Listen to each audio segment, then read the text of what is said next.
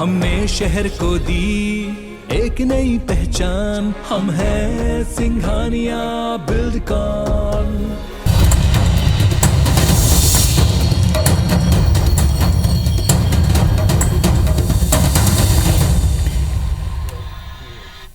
नमस्कार, आप देख रहे हैं IBC 24। मैं हूं आप सभी के साथ रचना नितेश और खबरों में अब छत्तीसगढ़ की बारी। रुक करेंगे खबरों का। रायपुर में सीएम भूपेश बघेल ने गोधन न्याय योजना के लिए 5 करोड़ 38 लाख रुपए की राशि जारी की है। आपको बता दें कि योजना के तहत ये राशि पशुपालक, ग्रामीणों, गौठानों से जुड़ी महिला समूहों और गौठान समितियों के लिए जारी किया गया।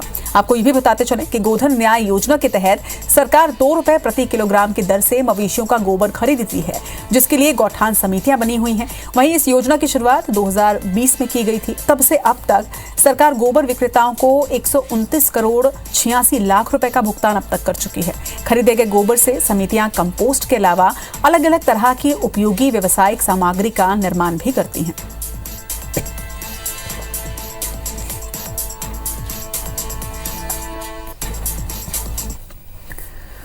और अब बात बजट सत्र की। छत्तीसगढ़ विधानसभा बजट सत्र कल से शुरू हो रहा है। सत्र को लेकर विपक्ष सरकार को घेरने की तैयारी में है, तो वहीं सरकार ने भी विपक्ष को जवाब देने के लिए अब कमर कस दी है। कल से शुरू हो रहे सत्र के दौरान 9 मार्च को सरकार बजट पेश करेगी। वहीं बजट सत्र में कुल 13 बैठकें होंगी। सत्र के लिए 114 ध्यानाकर्षण और 10 स्थगन प्रस्ताव की सूचना भी है। वहीं 1600 से ज्यादा प्रश्न लगे हैं। अब तक एक विधेयक के सदन में पेश किए जाने की सूचना मिली है। तो वहीं बीजेपी विधायकों ने विधानसभा अध्यक्ष से मुलाकात कर सत्र की अवधि बढ़ाने की मांग रखी। तो वहीं दूसरी तरफ कैबिनेट मंत्री कवासी लखमा ने नेता प्रतिपक्ष धर्मलाल कौशिक के बयान पर पलटवार किया है। लखमा का कहना है कि ज्यादा दिन तक सत्र चलने की वजह से आम लोगों का काम प्रभावित होता है। 13 दिन का समय 90 विधानसभा सीटों के लिए कम नहीं है।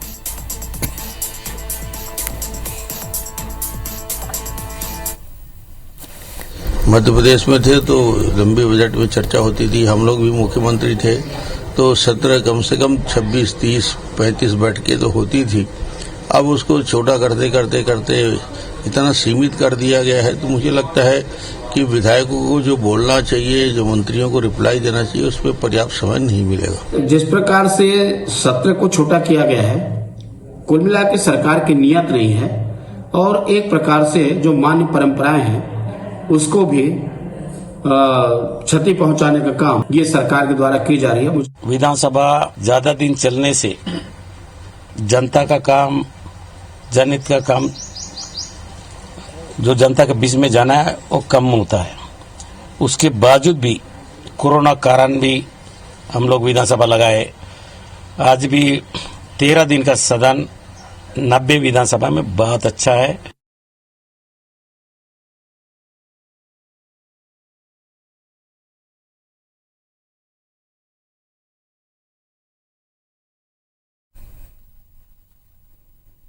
तो कल से छत्तीसगढ़ का बजट सत्र शुरू हो रहा है और उस पर ज्यादा जानकारी के साथ हमारे सहयोगी सौरभ सिंह परिहार इस वक्त हमारे साथ जुड़ रहे हैं। सौरभ, कल से बजट सत्र की शुरुआत हो रही है, तमाम तैयारियां जो हैं वो की जा चुकी हैं और अब तक विपक्ष जो है वो लगातार सत्र की अवधि को बढ़ाने की ही मांग रख रहा है। बिल्कुल, देखिए, बजट सत्र में राज्य सरकार जो है लगभग 1 लाख करोड़ रुपए से ज्यादा का बजट पेश करने जा रही है। कई विधेयक हैं, उस पर भी जो है चर्चा और फिर पारित होगा। कहीं ना कहीं जो विपक्ष है वो इस सत्र में राज्य सरकार को घेरने की रणनीति बनाई है, लेकिन कहीं ना कहीं सत्ता पक्ष भी मजबूत है और उनके विधायक जो है और जो उनके विभागीय मंत्री हैं वो जवाब देने के लिए पूरी तरीके से तैयार हैं, क्योंकि इससे पहले के सत्र में देखा गया है कि जो भाजपा के विधायक हैं वो बार बार वॉकआउट करते हैं, जिसके कारण जो है जवाब मिलना चाहिए राज्य सरकार की ओर से, वो जवाब नहीं मिल पाता।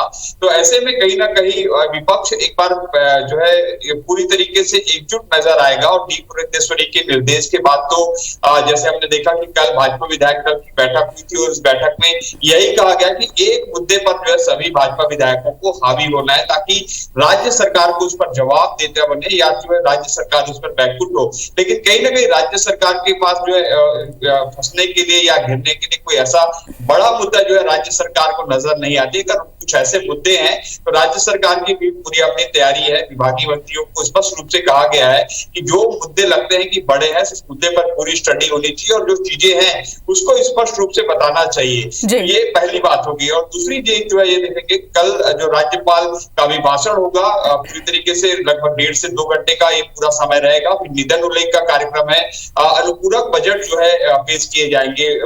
उसके बाद अगले दिन जो है मंगलवार को राज्यपाल के अभिभाषण पर चर्चा होगी। फिर बुधवार को जो है एक वित्त मंत्री के रूप में जो है मुख्यमंत्री भूपेश बघेल बजट पेश करेंगे।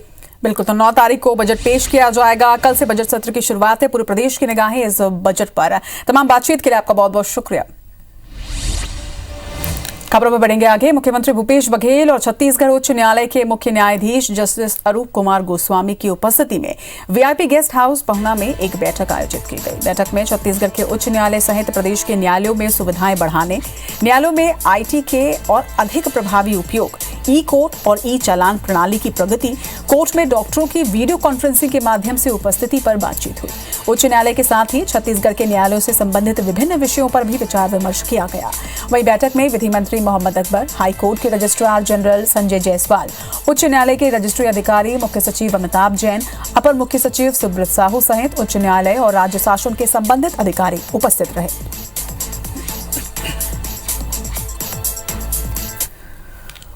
इधर बीजेपी के प्रदेश प्रभारी डी पुरंदेश्वरी छत्तीसगढ़ के दौरे पर हैं और अलग अलग विभागों की अलग अलग विंग की बैठकें कर रही हैं। दौरे को लेकर मंत्री कवासी लखमा ने निशाना साधते हुए कहा कि स्थानीय नेता और प्रभारी का आपस में तालमेल नहीं है। न ही प्रदेश अध्यक्ष और नेता प्रतिपक्ष उनके साथ नजर आते हैं और न ही पूर्व मुख्यमंत्री।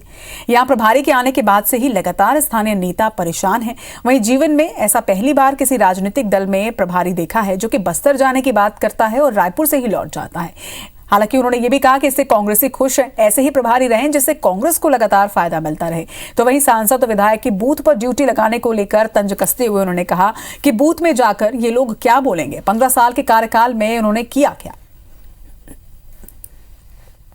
जो प्रभारी आती है बस्तर जाने की बात करती है, रायपुर से अपच जाती है, और सुकमा जाने का, बीजापुर जाने की बात करती है, जगदलपुर से अपच जाती है।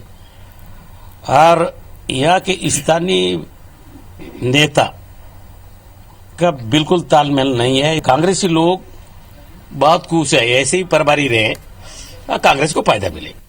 रूस और यूक्रेन युद्ध का आज 11वां दिन है। रूस ने यूक्रेन के S-300 एयर डिफेंस सिस्टम को भी तबाह कर दिया है।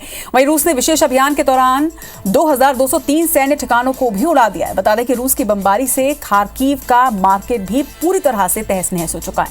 इधर यूक्रेन के राष्ट्रपति जेलेंस्की का कहना है कि रूस की सेना यूक्रेन के बंदरगाह शहर ओडेसा पर बमबारी की तैयारी कर रही है। हालांकि यूक्रेन का दावा है कि उसने इस जंग में अब तक रूस के 11,000 सैनिकों को मार गिराया है और रूस अपने 44 प्लेन और 48 हेलीकॉप्टर को गंवा चुका है।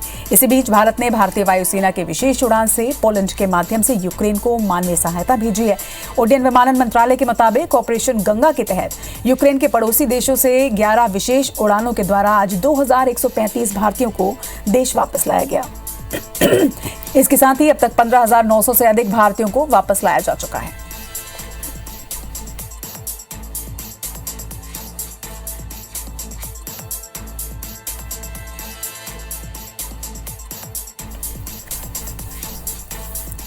रूस यूक्रेन युद्ध के बीच भारतीय लोगों को वापस लाने का सिलसिला लगातार जारी है। उड्डयन मंत्री ज्योतिरादित्य सिंधिया ने ये जानकारी दी है कि अब तक करीब 16,000 लोगों को सुरक्षित भारत लाया जा चुका है। तो वहीं छत्तीसगढ़ के छात्र छात्राओं की वापसी भी जारी है। जानकारी के मुताबिक अब तक 188 छात्र छात्राओं की सकुशल वतन वापसी हो चुकी है। मुख्यमंत्री के निर्देश के बाद छात्र छात्राओं को वाहन, ठहरने और भोजन की सुविधा भी अब दी जा रही है। वहीं छात्रों को गृहनगर जाने के लिए एयर टिकट की सुविधा भी दी जा रही है।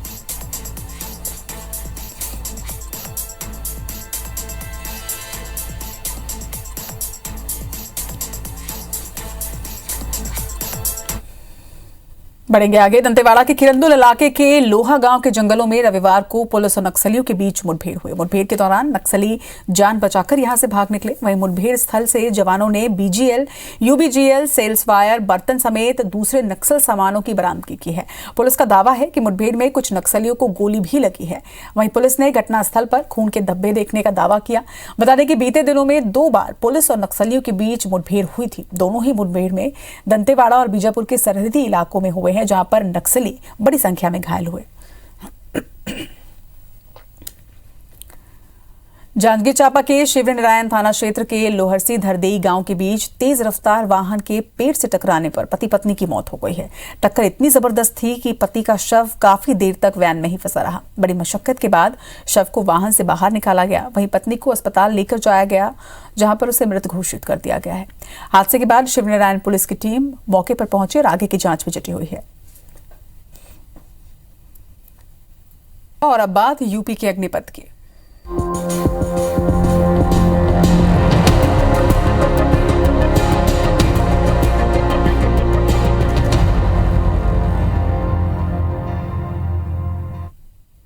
उत्तर प्रदेश विधानसभा चुनाव के 7वें और अंतिम चरण में कल प्रदेश के 9 जिलों की 54 विधानसभा सीटों पर वोटिंग की जाएगी। इन 9 जिलों में पीएम नरेंद्र मोदी के संसदीय निर्वाचन क्षेत्र वाराणसी के साथ ही चंदौली, भदोही, मिर्जापुर, रॉबर्ट्सगंज, गाजीपुर, मऊ, आजमगढ़ और जौनपुर जिलों की 54 विधानसभा सीटों पर वोटिंग होगी। सुबह 7 बजे से लेकर शाम 6 बजे तक चुनाव प्रक्रिया होगी। सुरक्षा और भौगोलिक कारणों से चंदौली जिले की चकिया, सोनभद्र के रॉबर्ट्सगंज और दूंदी विधानसभा इलाकों में मतदान सुबह 7 से शाम 4 बजे तक ही किया जाएगा। वहीं 7वें चरण में कुल 613 उम्मीदवार चुनावी मैदान में हैं। इनमें 75 महिला प्रत्याशी भी शामिल हैं। वहीं करीब 2 करोड़ 6 लाख मतदाता अपने मताधिकार का कल प्रयोग करेंगे। बता दें कि पहले चरण का मतदान 10 फरवरी को हुआ था। 7 मार्च को अंतिम चरण का मतदान खत्म होने के बाद अब 10 मार्च को मतगणना होगी, जिसके बाद पता चलेगा कि आखिर कौन जीत की होली खेलेगा।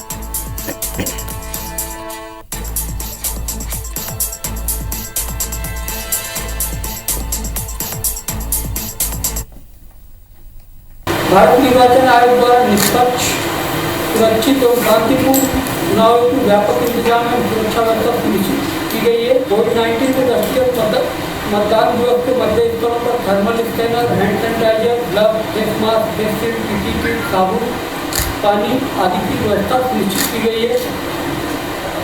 मतदाताओं की सुविधा हेतु वोटर गाइड का भी वितरण किया गया है। उत्तर प्रदेश के मेरे सम्मानित मतदाता भाइयों बहनों, उत्तर प्रदेश विधानसभा चुनाव अब अपने निर्णायक दौर में आ चुका है। अब तक 6 चरणों में हुए मतदान का रुझान भारतीय जनता पार्टी के पक्ष में स्पष्ट दिखाई दे रहा है। प्रदेश में एक मजबूत, अस्थायी और दमदार सरकार बनाने के लिए अब 7वें चरण का मतदान अत्यंत महत्वपूर्ण है। छत्तीसगढ़ की खबरों में फिलहाल इतना ही। आगे देखिए खबरें मध्य प्रदेश की। नमस्कार।